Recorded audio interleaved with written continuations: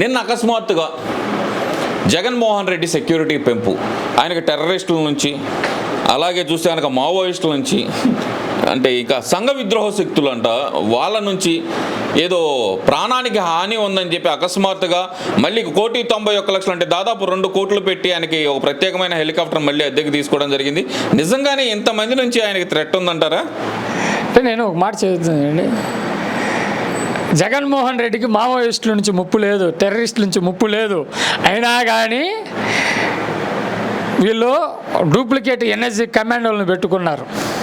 ఇక్కడ ఆక్టోపస్లో ఉండేటువంటి కమాండోల్ని జగన్మోహన్ రెడ్డి నల్ల చొక్కా నల్ల ప్యాంటు కుట్టించి ఎన్ఎస్జీ కమాండ్ లాగా నల్ల కళ్ళజోడిచ్చి అతనికి ఏదో హీరో బిల్డప్ సినిమాలో చూసినట్టు ఒక హీరో కనుక ముఖ్యమంత్రి అయితే ఎలాగ ఉండిద్దో అలాగే బిల్డప్ బాబాయికి జగన్కి పెట్టుకున్నాడు. అప్పుడు బిల్డప్ బాబాయ్, ఈ బిల్డప్ బాబాయి చెప్పేవన్నీ కూడాను అబ్బో అనుకుంటారు, జనం చూస్తున్నారు కదా. అసలు అతనికి బ్లాక్ కమాండోస్ ఎప్పుడన్నా ఇచ్చారా? ఎన్ఎస్జీ సెక్యూరిటీ అంటే ఏంటి? రాష్ట్రంలో ఈ రాష్ట్రంలో ఎవరికన్నా ఉందా? ఒక చంద్రబాబు నాయుడు గారికి ఉంది.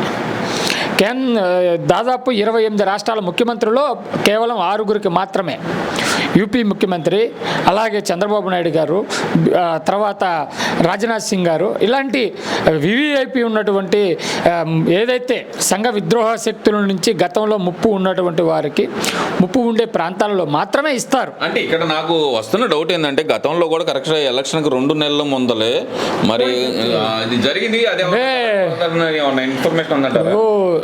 గత ఎన్నికల ముందు 2 డ్రామాలు ప్లే చేశాడు. ఒకటి కోడికత్తి, ఇతనే వైజాగ్ వెళ్తాడు పాదయాత్ర ముగించుకొని, ఆ స్క్రిప్ట్ అంతా కూడాను వైజాగ్లో అమలు పరిచారు. మరి కోడికత్తి చేసినటువంటి సీను నీకు మీద ఆత్మహత్యాయత్నం చేశాడు కదా సీను అనే పిల్లగాడు, మరి ఆ పిల్లగాడిని నువ్వేం చేసావు? అతను నిజంగానే నేరం చేసి ఉంటే, నువ్వు నేరం రుజువు అయి ఉంటే అతను మరి శిక్షించవచ్చు కదా, నీ ప్రభుత్వమే కదా. ఆ రోజు చంద్రబాబు నాయుడు చేశాడు, తెలుగుదేశం పార్టీ చేసింది అనేసి నువ్వు ఆరోపణలు చేసావు కదా. నువ్వు కోడికత్తి తీసుకొని నీకై నువ్వు పొడుచుకుని పాపం అన్యం పుణ్యం ఎరగని పిల్లగాడి మీద చేసావా? అంటే ఈసారి అలాంటిది ఏమైనా జరిగే అవకాశం ఉందని ముందుగానే సెక్యూరిటీ ఇచ్చారంటారా? అలాంటి జరగవు అని కాదు, అతను ఏదైనా చేసుకోగలుగుతాడు. ఈ యొక్క సెక్యూరిటీ అనేది అతను చేసుకున్నదే. ఏది కేంద్ర ప్రభుత్వం చెప్పలా, లేదా సెంట్రల్ ఇంటెలిజెన్స్ చెప్పలా, కేంద్ర హోంశాఖ చెప్పలా, స్టేట్ ఇంటెలిజెన్స్ కాదు. స్టేట్ ఇంటెలిజెన్స్ ఎవరి కింద పనిచేస్తుంది? రాష్ట్ర ప్రభుత్వం డీజీ కింద పనిచేస్తుంది. డీజీ ఎవరు? కసిరెడ్డి రాజేంద్రనాథ్ రెడ్డి, కడప జిల్లా వాడు, జగన్ ముఖ్య సన్నిహితుడు. జగన్ రెడ్డి చెప్పింది చేస్తాడు కానీ ఎవరో చెప్పింది చేస్తాడా? లేదా వీరయ్య గారో మీరు లేకపోతే ఎవరో చెప్పింది చేస్తారు? చెప్పండి. అంతే. జగన్మోహన్ రెడ్డి ఎంతో అట్టహాసంగా ఎలక్షన్లకు 3 నెలల ముందలు ఇచ్చిన, 3 నెలలు కూడా కదా 2 నెలల ముందలు ఇచ్చిన డిఎస్సిని కూడా హైకోర్టు స్టే ఇచ్చింది. దాని మీద ఇంతవరకు ప్రభుత్వం ఎందుకని స్పందించలేకపోయిందంటారు? ఈ రాష్ట్ర ప్రభుత్వం అధికారంలోకి రాకముందు కూడా, అంటే జగన్మోహన్ రెడ్డి ప్రతిపక్షంలో ఉన్నప్పుడు అనునిత్యం కూడాను దొంగ హామీలు, మోసపూరిత హామీలు ఇచ్చి, మరి ఆ రోజు ప్రతి సభలోను పాదయాత్ర చేసే సందర్భంలోను నిరుద్యోగులకి నేను అండగా ఉంటాను, ఒక పెద్దన్నగా ఉంటాను అనేసి ఒక మాట చెప్పాడు. మరి ఆయనేమో నా తండ్రి బాటలో నేను నడుస్తాను, మాట తప్పను మడం తిప్పను అన్నాడు. ఇతను అధికారంలోకి వచ్చాక కానీ అతని నిజస్వరూపం బయటకు వచ్చింది. ఇతను ఏంటంటే చెప్పే మాట ప్రతిదీ కూడాను అబద్ధమే, చేసేటువంటి ప్రతి కూడాను మోసపూరితమైన చర్య. అలాగే అతనికి ఎవరైతే ఓట్లేసి అఖండ మెజార్టీతో గెలిపించారు ఆయా సామాజిక వర్గాల్లో, ముఖ్యంగా చూస్తే బీసీలని కార్పొరేషన్లో ఉన్నటువంటి అన్ని నిధులను కూడాను దగా చేసి, వాళ్ళ యొక్క నిధులని స్వాహా చేసి, మరి వాళ్ళ కార్పొరేషన్లో ఉన్నటువంటి అన్ని సంక్షేమ కార్యక్రమాలను కూడాను రద్దు చేశాడు. ఆ దెబ్బ బీసీలతో అయిపోయింది. నెక్స్ట్ ఎస్సీలకు వచ్చాడు. మరి ఏదైతే సెంట్రల్ గవర్నమెంట్ కేంద్ర ప్రభుత్వం ఇచ్చేటువంటి సంక్షేమ పథకాలకి సబ్సిడీ ఉందో ఆ సబ్సిడీని ఎత్తేసాడు. అవన్నీ కూడాను జగనన్న ఖాతాలోకి వెళ్ళిపోయినాయి. కేంద్ర ప్రభుత్వం ఇచ్చేటువంటి ప్రతి రూపాయి కూడాను జగనన్న ఖాతాలోకి మలుచుకున్నాడు. తర్వాత ఎస్టీలను అంతే చేశాడు. మరి చంద్రబాబు నాయుడు గారు ఆనాడు ముఖ్యమంత్రిగా ఉన్నప్పుడు ఎస్సీలకి, బీసీలకి, ఎస్టీలకి మరి ఇన్నోవా కార్లు కానివ్వండి, లేదంటే ఏది కూడాను ఒక కూలి పనికి వెళ్తా ఒక డ్రైవర్గా వృత్తి చేసుకునే వాళ్ళని స్వశక్తితో, స్వయం ఉపాధితో మరి వీళ్ళు అభివృద్ధి చెందాలి అంటే వాళ్ళకి మనం చేదోడుగా ఉండాలని ఆ రోజు ఆదరణ పథకం కింద చేతి పనిముట్లు కావచ్చండి, లేదంటే బార్బర్ షాప్ చేసుకునే మంగళ పని చేసుకునే వాళ్ళకి బార్బర్ షాపులు పెట్టియటం, వాళ్ళకి సబ్సిడీ 90% సబ్సిడీతో ఆ రోజు చంద్రబాబు నాయుడు గారు ఈ యొక్క ఆదరణ పనిముట్ల పథకం ఇచ్చారు. అలాగే ఇన్నోవా కార్లు ఇచ్చారు. మరి అట్లాగే చెప్పుకుంటా పోతే ఒకటని కాదు, అన్నీ కూడాను 90% సబ్సిడీతో ఆ రోజు స్టేట్ గవర్నమెంటు నిధులు ఇచ్చింది. ఇలాంటి నిధులన్నీ కూడాను ఈ జగన్మోహన్ రెడ్డి తన ఖాతాలోకి వేసుకొని వీళ్ళందరినీ నట్టేయటం ఉంచాడు. అది అయిపోయింది. ఆ తర్వాత మరి అఖండ మెజార్టీతో ఆ రోజు ఒక వెల్లువల, ఒక ఉప్పినెల విద్యార్థులు కానివ్వండి, లేదంటే కనుక యువత కానివ్వండి, మా జగన్ మామ, మా జగన్ అన్న అనేసి నమ్మి, అతని మాటలను నమ్మి మరి ప్రతి ఏటా జనవరి మాసంలో దగ్గరగా 2,80,000 ఉద్యోగాలు ఖాళీగా ఉన్నాయి. ఎవ్రీ ఇయర్ ఎక్కడైతే రిటైర్మెంట్ అవుతాడో ఆ రిటైర్మెంట్ అయినటువంటి ఉద్యోగాలన్నీ కూడాను నిరుద్యోగ యువతకి, విద్యార్థులకు నేను కల్పిస్తాననేసి ఒక మాట చెప్పాడు. ఆ మాట చెప్పినమ్మటే విద్యార్థి లోకం కానివ్వండి, యావత్ యువత లోకం కూడాను ఆలోచించి అరే మనం ప్రభుత్వ ఉద్యోగాలు చేయొచ్చు, ప్రభుత్వంలో మనం కూడా భాగస్వాములు అవ్వచ్చు, ప్రజలకు సేవ చేయొచ్చు అనే ఒక సంకల్పంతో ఆనాడు ఓట్లేసి మరి జగన్మోహన్ రెడ్డిని గెలిపించాడు. అతను చేతగానితనంతో మరి 2,80,000 ఉద్యోగాలు ఖాళీగా ఉందని నువ్వే కదా చెప్పింది. నువ్వు ముఖ్యమంత్రి కాకముందు 2,80,000 ఉద్యోగాలు ఉన్నాయి కదా, మరి ఈరోజు ఎన్ని ఉద్యోగాలు ఇచ్చావు? కనీసం 2 ఉద్యోగాలన్నీ ఇచ్చావా యువతకి?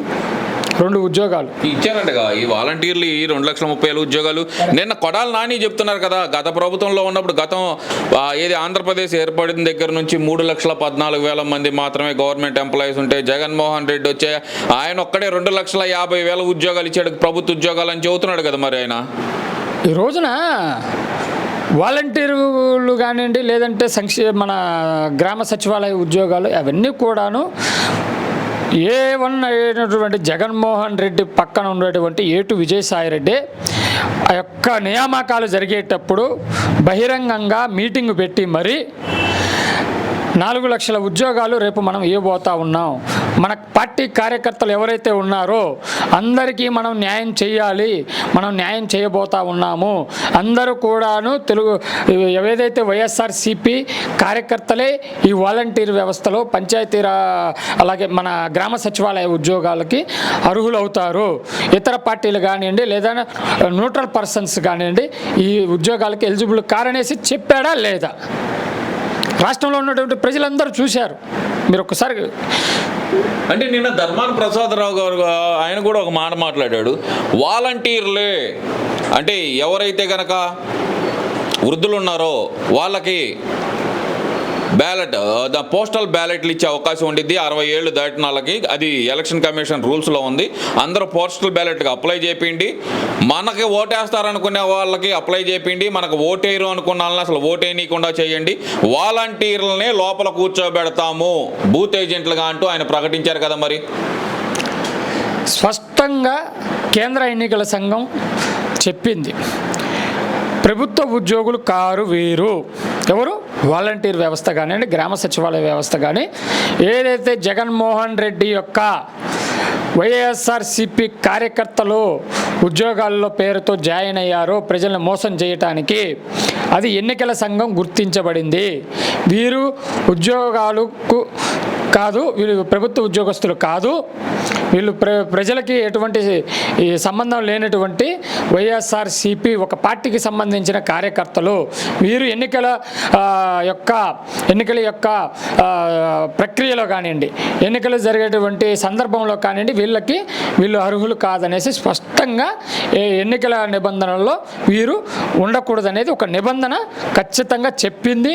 దాన్ని ఎందుకు ఈ రాష్ట్ర ప్రభుత్వం అమలు చేయదు? మేము కూర్చోబెట్టేది వాళ్ళే అని అంటున్నాడు కదా. మరైనా సరే ఇక్కడ ఎలక్షన్ కమిషన్ అనేది ఎందుకని ఆయన మీద చర్యలు తీసుకోలేకపోయిందంటారు ఇంతవరకు? ఇప్పుడు కేంద్ర ఎన్నికల సంఘం చెబితే రాష్ట్ర ప్రభుత్వం పాటించకపోవటం ఎంతవరకు కరెక్ట్. ఈ రోజున జగన్మోహన్ రెడ్డి రాజారెడ్డి రాజ్యాంగం నడిపిస్తానంటే కేంద్రం కానివ్వండి, లేదంటే కనుక సుప్రీంకోర్టు లాంటి ఉన్నత న్యాయస్థానాలు ఊరుకోవండి. చొక్కా పట్టుకొని ఈడుస్తారు వాళ్ళని నడి రోడ్డు మీదకి. ఎవరైతే ఆ రోజు ఎలక్షన్ విధుల్లో ఉంటారో తెలుగుదేశం పార్టీ కార్యకర్తలమే కాదు, అందరం కూడాను, ప్రజలు కూడాను చొక్కా పట్టుకొని ఈడ్చుకొచ్చేసి బూతుల్లో నుంచి వాళ్ళని తీసుకొచ్చి లాగి కొడతారు. అందులో ఎటువంటి సందేహం ఉండదు. ఒకటి, ప్రభుత్వ నిబంధనలు పాటిస్తూ ఏదైతే ఎన్నికల సంఘం ఇచ్చినటువంటి నిబంధనలు పాటిస్తారో ఆ రోజే ప్రజాస్వామ్యం ఉంటుంది. వాళ్ళు ఇష్టం వచ్చినట్టు రాజారెడ్డి రాజ్యాంగం నడుపుతానంటే ప్రజలు సహించరు.